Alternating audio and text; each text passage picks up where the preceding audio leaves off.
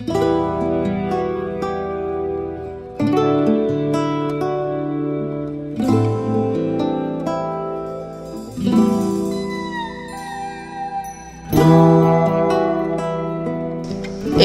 of a second. 8/10 of a second is the time of a blink of an eye. 8/10 of a second is the time it took for the world to come crashing down.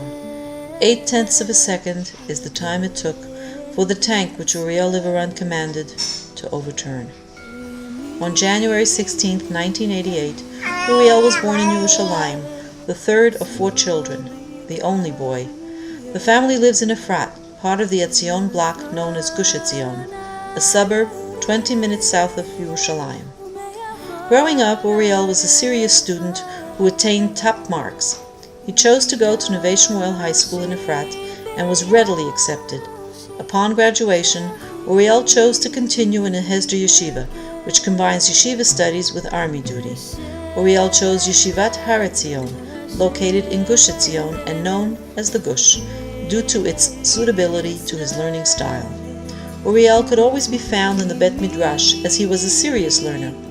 One boy told how he once searched for Uriel throughout the yeshiva, but he was nowhere to be found. It turned out that he had gone on a 2-day trip with a friend to the Negev. Uriel's love of Torat Yisrael could be matched only by his love for Eretz Yisrael. Uriel was drafted into the army service in the Tank Corps, a service he was eager to do. When asked why he wanted to be drafted, Uriel responded without hesitation, "If I don't defend my country, who will?" Conditions in the army are never easy, but his fellow soldiers all say that no matter what, Uriel never complained. "This is the army," he'd say, "it's not so bad." Things never upset him. Uriel's even temperament was inspirational.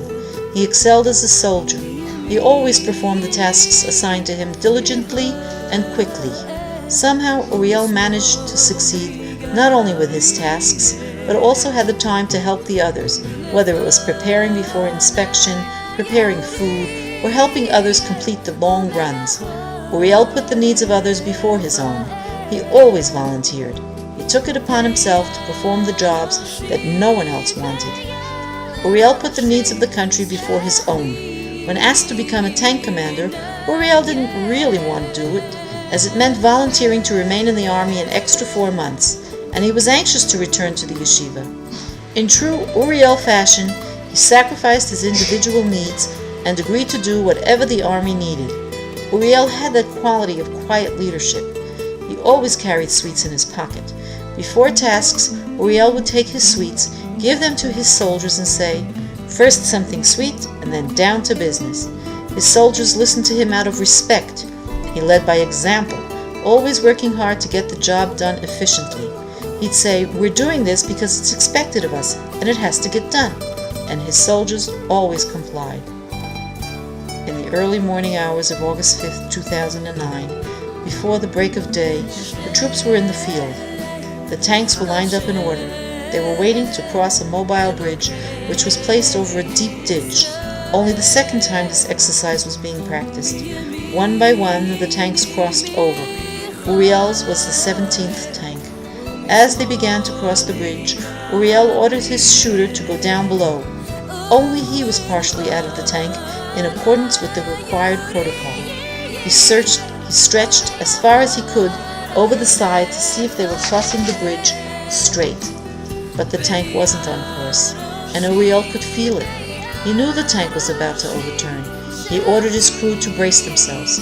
This was his last command. His troops braced themselves as they had practiced, and in less than a second, the tank flipped over.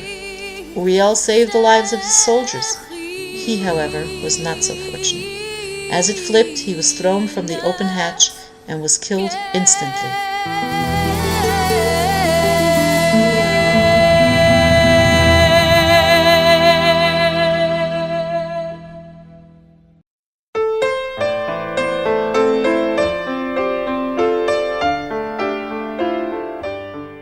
2 weeks after the Shiva, the rabbi of Uriel's high school gathered the boys together and discussed how they could keep Uriel's legacy alive.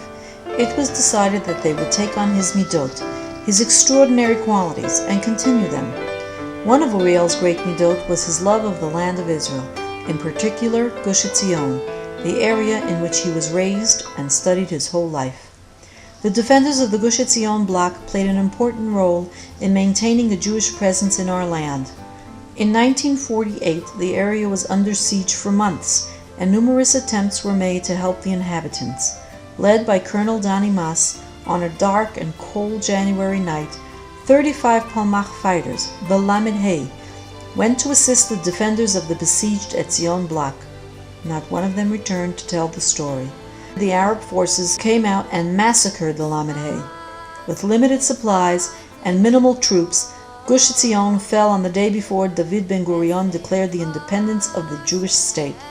In addressing the new nation, David Ben-Gurion stated, "I can think of no battle in the annals of the Israel Defense Force which was more magnificent, more tragic, or more heroic than the struggle of Gush Etzion. If there is a Jewish Jerusalem today, the people owe their gratitude to the defenders of Gush Etzion." The fighters of Kfar Etzion, the largest kibbutz in the bloc, were all murdered. The survivors from the other kibbutzim were taken prisoners to Jordan. The Arabs destroyed almost all that had been built and planted by the Jews. They left just one tree, which came to be known as the Lone Tree. From 1948 through 1967, Gush Etzion was in the hands of the Jordanians, and no Jew could enter there. For 19 years, the children of Kfar Etzion, who had been evacuated during the battle and subsequently orphaned as their fathers fell in battle, would meet each year on the anniversary of the fall of the kibbutz. They would gaze longingly at the lone tree from afar. They promised themselves that one day they would return home. Meir Schnorr did not get to live his dream. He had fallen during the War of 1967 outside the old city of Jerusalem.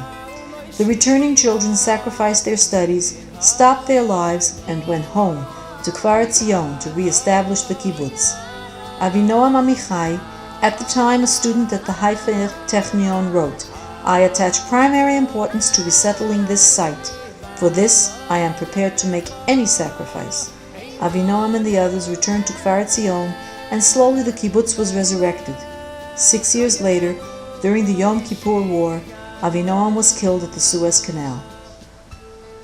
Slowly, over the course of many years, Gush Etzion has prospered and grown to become a large, beautiful suburb of Yerushalayim. There is an excellent museum built 20 years ago, dedicated in the memory of the brave defenders of the Gush, who lost their lives in the battles of 1948. It is viewed by tens of thousands of visitors every year. It is on Prime Minister Netanyahu's list of historical sites. The museum is currently planning a revision with expansion and modernization. The Liwerant family thought that one of the best ways of continuing Uriel's love of the land of Israel would be to join forces with the Kfar Etzion Museum. This area is rich in biblical history. While the museum focuses on the modern history, we would emphasize our ancient connection to this area, going back to the times of the patriarchs. Using modern, multimedia technologies, we hope to convey this information to all visitors in a dynamic and enlightening manner, in a special room dedicated in Uriel's memory. Chaim Weizmann, the first president of Israel, once stated, "A state is not handed to people on a silver tray." The state of Israel was not handed to the Jewish people. It was established by the spirit of the fighters who gave their lives and who paved the way of our future heroes. Heroes such as Colonel Dani Mas, Meir Schnorr, and Avinoam Amichai accepted the burden that was presented to them and fought unconditionally. These young men made the utmost sacrifice in order to establish a homeland for the Jewish people. Heroes like Uriel are still continuing in their path, defending this homeland. It is the recounting of these legendary stories that motivates coming generations to rise to greatness. It is the recounting of the history that reestablishes and reaffirms our ties to our land. It is the recounting of the past that gives us hope for the future. It is through the refurbishing of the Kfar Etzion Museum that we will be able to succeed in passing on this legacy. On Memorial Day, during the Efrat communal ceremony dedicated to the fallen, Uriel's younger sister Eliana spoke to the audience. "My brother was lost in an instant," she said. "We celebrated his birthday by going to his grave. We don't hear his sweet, pleasant voice singing Shabbos songs anymore. His seat remains empty. His laughter and his smile are only seen in pictures and old videos. Although Uriel isn't with us physically, he continues with us in spirit. We decided to continue in his ways because now he is inside us. We will continue in his ways with the establishment of the Kfar Etzion Museum.